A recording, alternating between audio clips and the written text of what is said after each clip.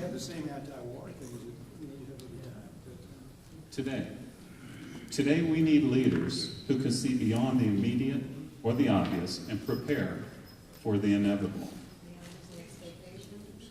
Grassroots America, we the people, has a job. That job is to find leaders with a vision and the intestinal fortitude, how's that? To make decisions they need to, the cast iron guts, to make the decisions they need to defend us. Those decisions may or may not be popular. They may or may not be what everyone wants to hear. But men with vision, women with vision need to step forward. In today's speaker, we found one. Ladies and gentlemen, State Representative-elect for District 6, Matt Schaefer.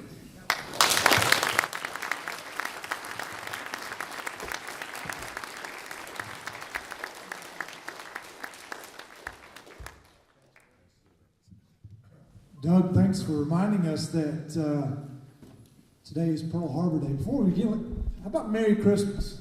Merry Christmas. Happy birthday, Jesus. Happy birthday, Jesus. How about that? Thanks for outlining, kind of how we got into World War II. Elections have consequences, world events have consequences, and it's a good segue. I brought something with me today. Back in 2010, when I was stationed near the Iranian border in Afghanistan, and it was hot, and we were the westernmost forward operating base in the country, a long way from anybody. And I began to wonder what I was doing there and how I got there. And we had these guys that would set up these little shops where they'd sell cigarettes and little knickknacks and sometimes some carpets and things. They'd come to the edge of the base and set up these little shops. And one day I was out there and I saw these elephants made out of lapis. Lapis is a common stone found in that part of the world. And I said, George Bush got us into this thing. He's a Republican. Right? And so I brought this home from Afghanistan to remind me that, rightfully so, George Bush got us into this because of the acts of 9/11, but it was a constant reminder that it took a leadership decision from a guy from Texas who happened to be a Republican, and I was a Republican from Texas, and I figured I'd bring this home, and I will never forget bringing this home from Afghanistan, and it's a constant reminder. I keep it in my office. So I was asked to speak on the expectations of a freshman state representative coming into Austin and what it's been like so far. And I can describe it so far as sort of jumping on a train that has no brakes. It's a big, heavy machine. There's a lot of moving parts, and it doesn't seem to slow down. I got to spend all last week down in Austin for orientation. Austin is special, and Austin is weird. Austin is a special place. I got there early, and I went into the Capitol, and I walked around, and I walked on those marble floors. And I went into to the House chamber, and I looked around the walls, and I went to the south entrance of the Capitol, and I saw the big portrait of David Crockett hanging there. And you just kind of get goose pimples thinking about it. There's a lot of history. Texas has one of the most beautiful Capitol buildings probably in the entire country. But a lot of history has taken place there. A lot of important decisions have taken place there. And I was humbled and proud all in the same moment to be able to represent you down in Austin. And you also get the sense that I'm not here as an agent of the individual voters in District 6. When you have an insurance agent, what's he do? He goes and you tell him what you want. That agent knows how much money you can pay, and he goes and buys the best insurance policy for you, right? I'm not your agent. I'm here to look out for the long-term health of the entire state of Texas. I come from this district. I represent your values. But that sort of struck me, that I'm not just down there to be a person that just does whatever the people back home want.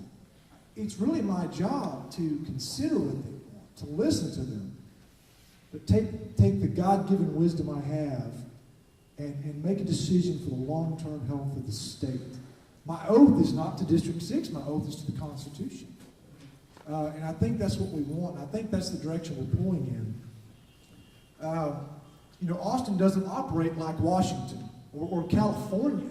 In California, they pay their legislators full salary, and they have 10 or 12 staff people all the time, and they work year-round. A Texas legislature, we don't get the. I'm going to have really 2.5 staff members. I'll have a full-time intern, and I'll get $600 a month, whether I need it or not. And that's the way it ought to be. That's the way it ought to be. Citizen legislators. But Austin is weird too. We had some receptions in the downtown area, and if you're out past 9 o'clock on the streets of Austin, you see a sea of humanity. If you've never experienced it, try it sometime. You will see everything that you could see on TV right there on the sidewalk in Austin. We have these new friends called lobbyists. It's really kind of odd. You get into the Capitol building and just even around the streets of Austin, and people will walk up to you who you've never seen before in your life. They not only know my name, they know where I'm from, they know my background, because they produce baseball cards and they study us. And that was really weird feeling for me that somebody's out there studying my face and my background to get to know who I am, so that they can be able to establish communication with me down there. And that's okay. I mean, it's okay to get to know those folks, but it's a little weird the first time you experience that. And then there's all the flattery, all of a sudden my jokes are the funniest jokes that they've ever heard, and there's flattery that goes on in Austin. And I was reading in Proverbs this morning, and Proverbs warns against a flattering tongue. It's just telling you, in the same verse that warns about the adulteress, it says, worry about the flattering tongue. And I think that's part of the culture down there, and certainly something I'm not used to. My two brothers have not engaged in that, by the way. They told me I'm not any smarter than when I first got elected. Okay. I'm part of the second largest freshman class coming to the Texas House of Representatives, second only to the class that came in after the Sharpstown bank scandal in 1972. There was a whole bunch of legislators who were involved in the deal where they borrow money, they invest in this deal, and it was corruption. And they all got thrown out in 1972. And that was the largest class in modern history. I'm a part of the second largest class. Last week we drew for seniority.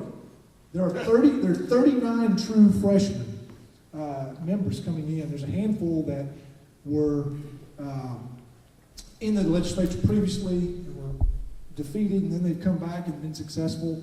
But if you want to know how they pick seniority among us, we draw ping pong balls. It's just that simple. They put all these ping pong balls into a box, and I represent District 6 here out of Tyler, and I drew number 6, which is actually a very good seniority number. The Lord blessed us with that. I was able to pick the office I wanted, the desk I wanted, and it could even possibly have an influence on my committee picks this time, because seniority plays into the committee assignments. So what do we do during orientation? We did a lot of policy briefings. We had some of the state agency heads come in and talk to us, some experts on policy, transportation, the budget, healthcare, all these different things. And a lot of times these senior members were up there, whether they be a state senator or a state rep. And I'm gonna complain for just a second. We got a lot of advice, but we also got some finger wagging. Some of us really had the sense that these guys that have been there for a long time were just kind of wagging their finger at us young bucks that were coming in saying, you guys are going to have to understand how things work down here, and these are the adult decisions you're going to have to be a part of. And I want to say, you're an adult, and you've been here for a long time, how come we still have the problem? I didn't say that. We're getting along, but part of me wanted to say, you guys sitting up there on the panel, you have not had someone challenge you in a primary or an election in years. You haven't had to come to grassroots and debate. You haven't had to get out there and be tested over and over and over again by your constituents, the people you were trying to get to vote for you. You've been around people who flatter you, who tell you that your jokes are the funniest jokes they've ever heard. And I wanted to say, let's switch places. Y'all come sit out here in the audience, put all the freshmen up there that just came from these competitive races and had their, what's twisted by people, and ask us some questions. We will tell you, when you've knocked on thousands of doors, I think you've got a pretty good pulse on what people are talking about. And I just got the sense that they were a little bit tone deaf at times. Lost perspective. Yeah, they've lost perspective. Then you get advice. We had one senior member give us a handout, which was advice for freshmen coming in, and it was about how to handle your first year. And under the headline of constituent services, the first bit of advice was, your re-election begins now. I've got the piece of paper in my office, I can show it to you. I'm not joking. His first piece of advice for constituent services was, your re-election starts now. And I think that's the wrong attitude. I think the attitude should be that you serve your constituents because it's the right thing to do, because that's why you were elected. And perhaps if you serve your constituents well, they will re-elect you. But you don't, that's not why you do it. No, it's not. And it was just so brazen. It was as if, hey, you guys, here's how to get reelected. That's not the advice I need, okay? I didn't go down there to get reelected. I may not. I'm encouraged that there's a solid group of conservative Republican freshmen. You see hints about it in some articles in Austin. You certainly hear about it when you talk to some of the lobbyists and some of the members down there. They don't know how to figure this out. There's a core group of God-fearing, liberty-minded, conservative freshmen. It's not all of them, but it's a solid group, let me tell you. And there are things going on behind the scenes that have them scratching their heads. I've had more than one lobbyist that are the sincerest people in the world, I believe, have told us that what we're doing, the way we're coalescing, the way we're coordinating, the way we're working together and organizing is unprecedented. I say it's about time.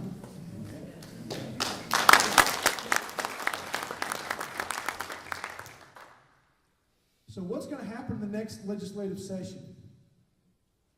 Well, I'm going to use a phrase that I believe has been borrowed from former Senator Ratliff. And he said that the legislative session is 90% budget and 10% poetry. 90% budget talks and 10% poetry. So I want to talk to you for just a minute. We'll talk about the budget, and then I want to talk to you about some of the poetry that's going on. The good news is that revenues are up.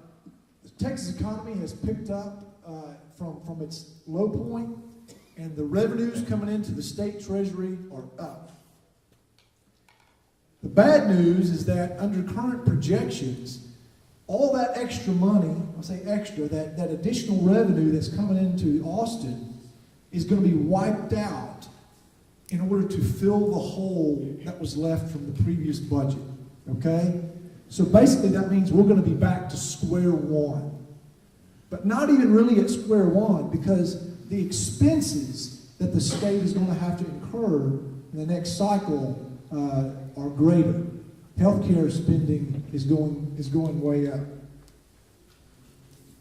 You know about the underfunding of Medicaid. You know about the deferral of the payments to the Foundation School Program, using dedicated accounts to certify the general budget. There's a lot of things that went on with the budget last time that have got to be corrected.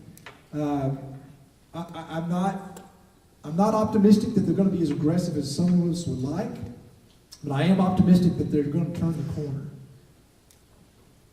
So what are the problem areas for funding in Texas? Healthcare spending. If you don't remember anything else I say today, you have got to understand and remember this. Healthcare spending is what's driving the national debt. Healthcare spending is what is putting pressure on the state budget. Healthcare spending is the greatest fiscal problem facing the United States today. It's the entitlements. And what are those entitlements? Well, if you're 65 and up, Medicare. Okay, Medicare is that what you have paid into. It's a program you actually pay into. Medicare. Okay? Medicaid. Medicaid is a state program it's joint with the federal government. We share responsibility. Medicaid is for the poor and for the nursing homes and for the people that need long-term care. If someone is a quadriplegic stuck in a wheelchair, the state of Texas is going to give some assistance to that person, send a nurse into their home, do things to help that person. That's very expensive. That's through the Medicaid program, okay? Medicaid is exploding in cost. It's been going up by 13 to 15% every year, well above what the growth in the economy and inflation has been doing. It's breaking our state budget. It is breaking the federal budget, and it's a crisis. What are the other problem areas for funding? Roads. You know, we have been borrowing lots and lots and lots of money for roads. And we can't continue to do that. In fact, the borrowing authority is about to come to an end. And we have got to find a way to properly fund roads. And there's a big hole coming up. Now, in my opinion, borrowing a lot of money for roads is a tax increase. Because if you know the math, what happens when you have to pay the interest on that debt? You don't just pay back the principal, do you? You pay back the interest. And where's that money going to come from? It comes from tax revenue. And so if you borrow a bunch of money and rack up a bunch of interest, you've got to raise taxes to cover that cost. So we can't continue on the track we're on, borrowing more and more money for roads. Enrollment growth in education. They say there's something like 1,000 people moving to Texas every day. Okay? That means more students in our schools. And so enrollment growth, I mean, you just have a natural funding pattern that's like this. But what happens when you have more students? Okay? You've got to have, in some cases, additional facilities. Some schools have to build, school districts have to build new elementary schools. They're growing so fast. Sometimes they have to hire new teachers. That has nothing to do with whether they're spending the money the right way or the wrong way. That has everything to do with the fact there's more students. And so there's more cost built into it. So that's one of the funding problems we've got to address. And then a water plan. The state is in a drought right now. The last couple of months have been some of the driest months on record in the state of Texas. If we want the state of Texas to continue to grow, big manufacturing plants need water, okay? Our electrical generation plants need water. Our farmers need water. And we've got a lot of water in East Texas, but it's not equally distributed around the state. Okay? So there's natural problems that come into play there. And so the state and local communities are really going to have to look at long-term water planning. And, you know, that's an expensive problem. Laying pipe is an expensive problem. Talk about building a reservoir. If you build a new lake, look at all the cost that goes into that. So there's a lot of issues there. All right, so let me talk about some poetry now. What are some of the poetry you're gonna hear about in the, you know, do you think the writers in Austin American Statesman like to write about the bill pattern for the University of Texas? That's not interesting. They want something that you're going to get around the coffee table and say, can you believe the idiots in Austin are thinking about doing this? That's what the reporters like to write about. Here's some of the things that I think are going to come up. Concealed handguns being carried on college campuses. Right now, for public universities and colleges, the law says you can't do that.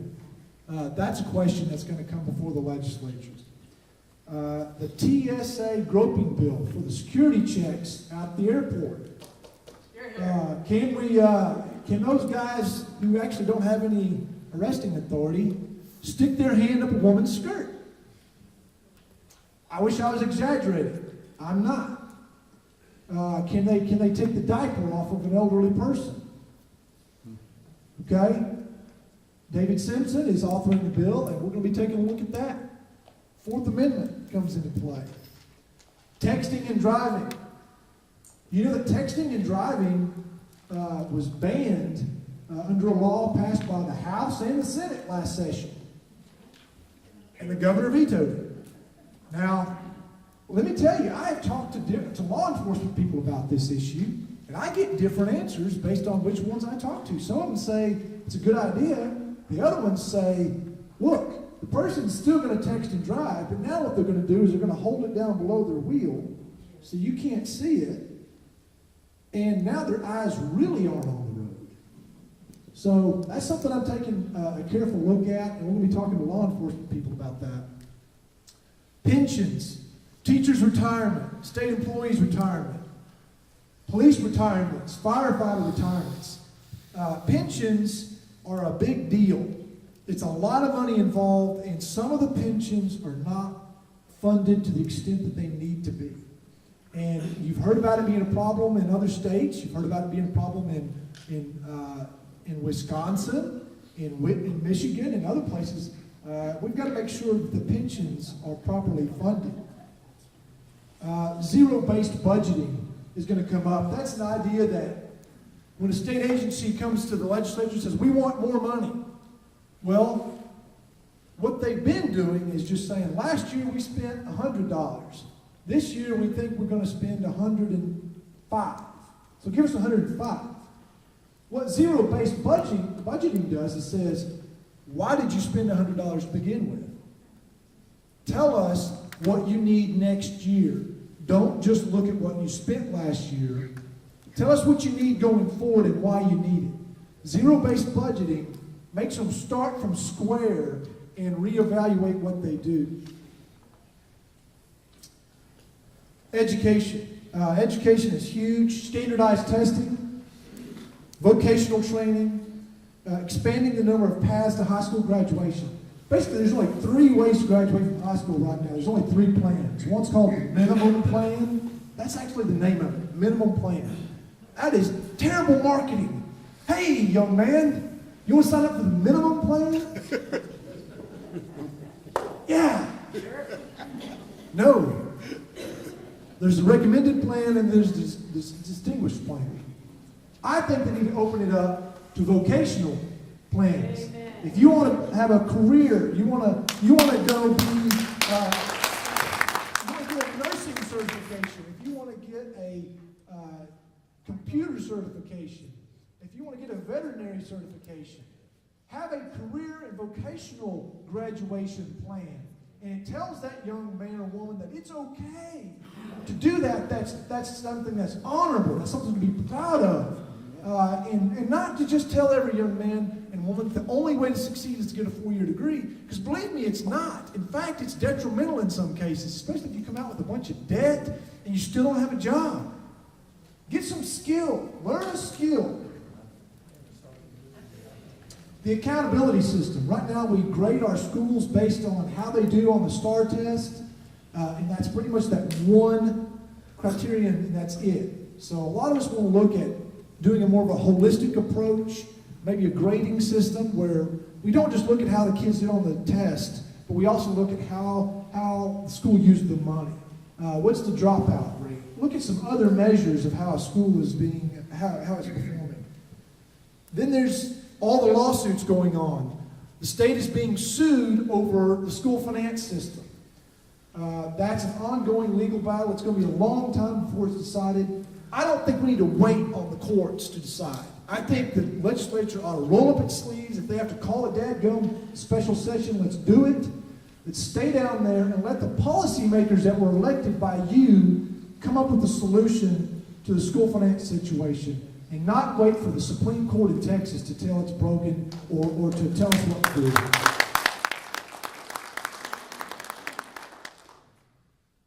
Same-sex relationships and traditional marriage will be an issue. There are school districts in the state of Texas that are trying to extend benefits to same-sex partners. Okay? Good old TEA funding. And we're going to have to take a look at that because the state has some laws on the books to address that situation. But if there's a hole in that law, then we need to close it. I do not believe you ought to be using taxpayer money to honor a relationship that destroys traditional marriage or even comes close to it.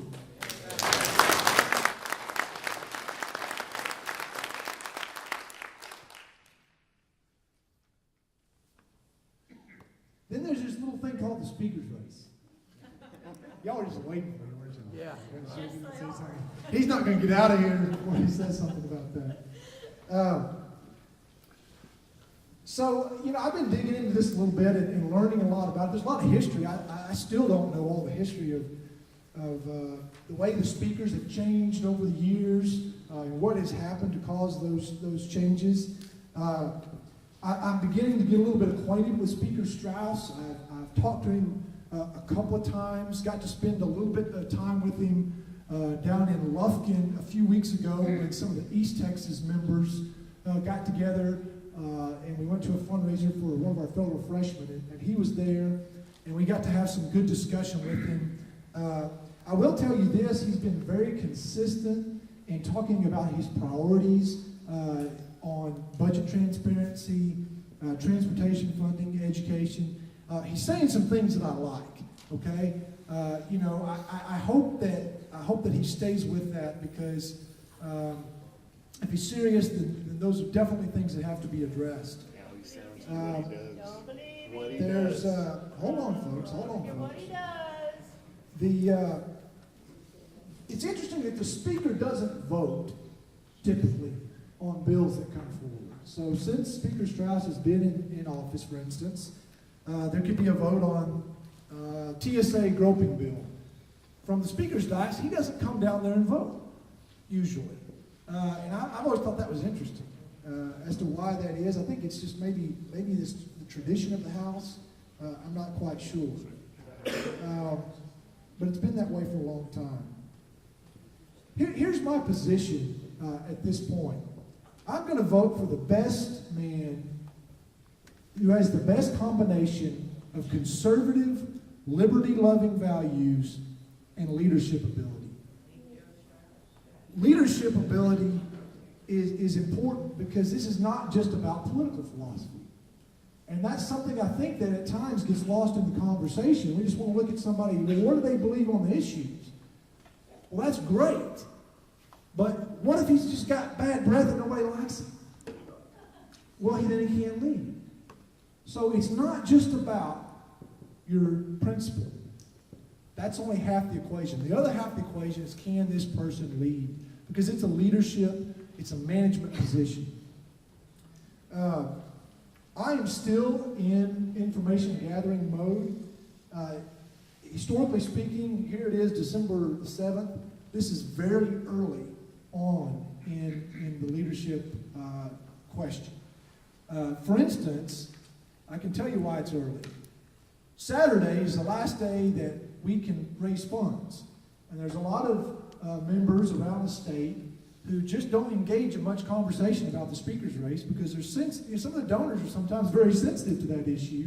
And they want to get their fundraising done and then start looking at the speaker's race. So if you think it's been a little quiet at times on that in the news, bear in mind that tomorrow's the last day you can raise funds, so some people are thinking about that. My powder is dry. My powder is dry. What are the possible, I want to be frank with you here, what are the possible strategies a conservative, liberty-minding member might have? And one of the strategies out there is to work within the existing leadership and pick your fights, okay? That's one of the strategies. Hear me out. And the goal is to advance conservative policies. And so there's people that think about, well, how can we best do that? And to turn around and say, we're going to choose our own fights. Somebody told me a long time ago, don't go to every fight you're invited to. And we get invited to a lot of fights as conservatives. Now, if I went around this room and listed all the problems facing our state and country, how long would the list be? Now, which battle are you going to today? Well, very quickly, you would sit around the room and you would say, okay, we got to do this, this, and this, but now's not the time for this. So, I'm just saying, that is a point of discussion when it comes to that. What about Democrats? There are a lot of people that believe that we should not allow Democrats to influence the speaker's race. And I don't take that view. And let me tell you why. I am as Republican as you can get. But when you look at history, when did Dwight Eisenhower come into office? 53? 52. Yeah. He was a Republican. You know when Republicans first took control of the Texas House? It wasn't until 50 years later, 2003. We're new at this. If we think as Republicans that we're always going to be in control of the Texas House of Representatives, we're taking a very narrow-minded look. History tells us something otherwise. It may not be Speaker Strauss. It may be Speaker Hernandez. Okay? Look at the demographics. So to say that you should never allow the minority party to participate in leadership decisions takes a narrow view. And let me explain why. Do you think in the 90s, if guys like Pete Laney had not listened to Republicans at all, what would the legislature have been like? I'm saying in the long scope of history, you want the minority to be a part of the discussion because it has a moderating influence for you when you're in the minority. That's the way a republic works. Minority rights are protected in a republic. In a democracy, in a pure democracy, they're not protected. Mob rules, majority rules every time, and the minority is trampled upon. So I think it's okay to allow Democrats to be a part of the conversation. And that's just my view. And another reason I say that is look at Washington. They don't allow that in Washington. The party in control in Washington, in the House of Representatives, always decides the speaker. It's not, the other party's not brought into it. And if anybody thinks that Washington is working very well, raise your hand. I don't want to do things the way they do in Washington, okay? So we have to realize that the decisions we make as Republicans in 2013 could be the same decisions that we face in 2023 when the shoe is on the other foot, okay? And that is a sober assessment. So, what about the freshmen and what influence we have on the speaker's race?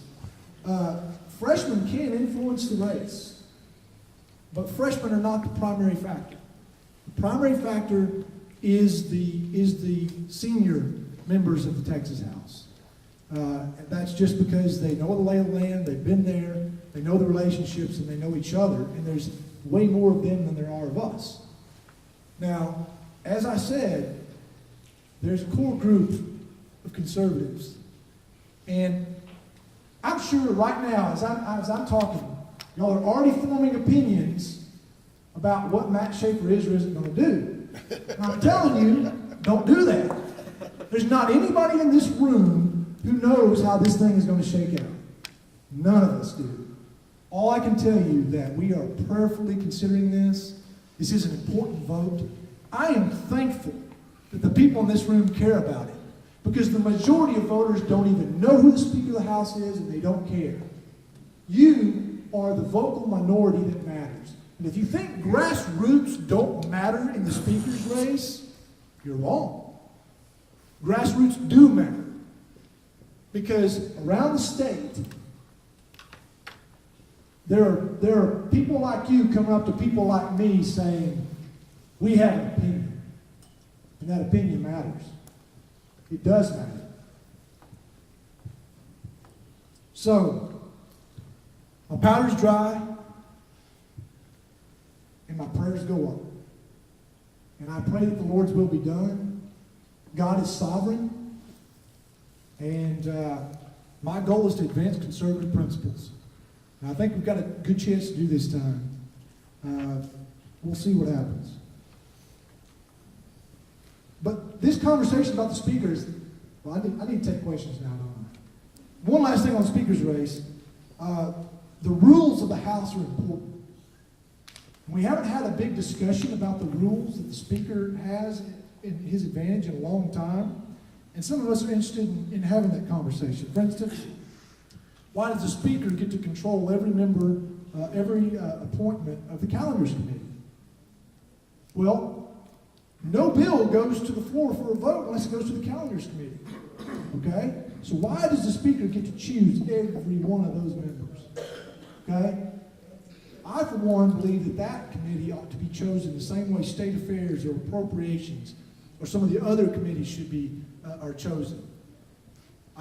Leadership should have a role, but I believe we need a window into what's happening.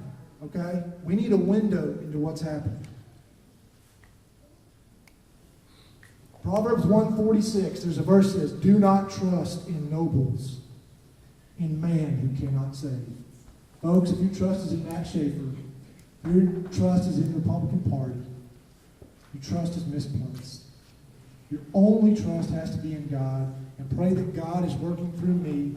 Pray that God is working through other members. We're all in over our head. There's only one guy who's not. And there's a lot at stake in the state of Texas. But guess what? I'm excited. Because guys like David Simpson have got reinforcements coming. Okay? Guys that stand for liberty have reinforcements coming. And if that doesn't encourage you, I don't know what does.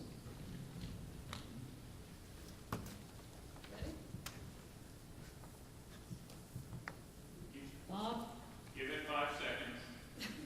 I don't have 5 seconds. Is it turned on? Yes, the green light is on. Okay. We can hear you. Where did, yes, on. Yep. Where did all the state lottery money go, and is it still used to fund education? At one time, the lottery money was not being used as it was supposed to be for education. They have corrected that, and about 98% of it now does go to education. Do you support term limits or 2 terms? Well, I believe, I still believe that term limits are elections. That's my view. That's the view our founding fathers had. When John Adams and Thomas Jefferson got together, they didn't put term limits in place. But they also had a moral, God-fearing public to make that work. I guess I'm open to persuasion on term limits, but I guess my default position is I still believe in elections. Agenda 21 is one of the greatest threats to our individual rights and state sovereignty. What is your plan to eliminate Agenda 21 from our beloved Republic of Texas? Well, that's a good question. The way I approach that is, you know the way they train the Secret Service agents to spot counterfeit money? They study the real thing. And my plan is to study the real thing so that when anything that comes along that's going to threaten our liberty, we can spot it immediately. It doesn't come packaged to you as, here's this present from the United Nations. Well, you vote on this. That's not the way it comes. It comes in subtle ways. So the way to address that is to understand the Constitution and understand liberty. What are your thoughts on Dewhurst taking money for water from the rainy day fund?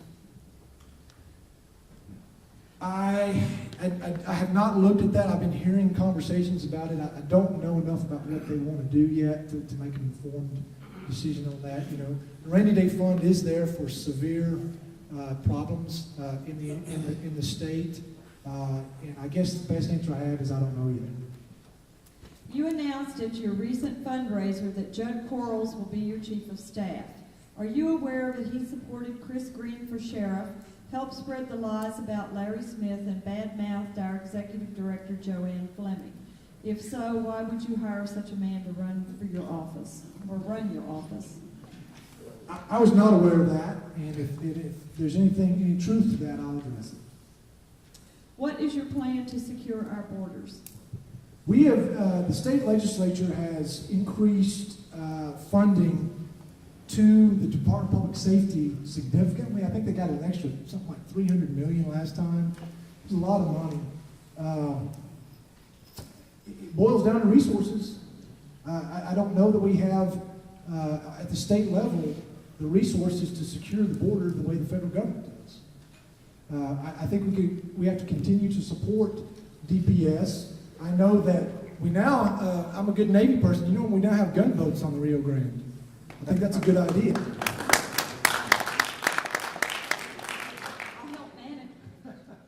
I could be dangerous. How about letting those who own mineral rights to your surface land pay half the property tax surface owner pays? This would apply to land, not in mineral protections. I'm not sure what that means. Okay, you probably have to take that one for after the meeting. Since water is a mineral right, should we treat water like we do oil and gas? It wasn't my question, but that's the question. Should we treat water like we treat oil and gas as far as tax valuation or what? Or getting royalties from it when it's used. Well, the groundwater below yours, if you own the groundwater, you can do whatever you want to with it. But Dallas is taking whatever they want. No, that's not true. The state Supreme Court has affirmed that groundwater is owned by the individual landowner. It's different from surface water. Surface water that's above the That's what ground. we're talking about, surface water. Okay. And that's one of David Simpson's things. Okay. Well, we'll have to get down in the weeds on that and make sure we're talking apples and apples, okay? What is your position on DWI checkpoints and why? DWI checkpoints, I don't like them. I just believe that you should only stop someone when you have a reasonable suspicion that they committed a crime. So if you're just stopping people for the sake of stopping people, then that shouldn't take place. Please try to do at state like Tyler. Tyler pays if cash is in hand. No debt, and it works. Agreed. Tyler needs to be the model for not only state government, but a lot of other municipalities around the state. What is your position about what should be done about the Medicare spending problem in Texas? I don't have anything to do with Medicare at all. Medicare is a federal program.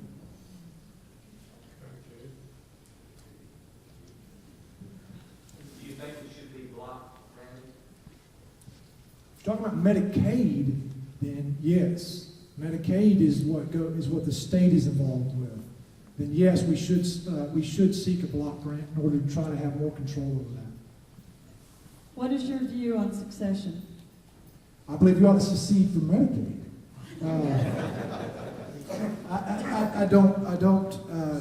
that's not a serious thought in my mind. The state legislature originally addressed a need for a better curriculum program in an effort to get state scores higher. The result sent to the Education Service Centers resulted in C-Scope 6 years ago. Do you feel the legislature to take another look? C-Scope is a curriculum, and it's chosen by the local school district. Go down to White House, they don't do C-Scope.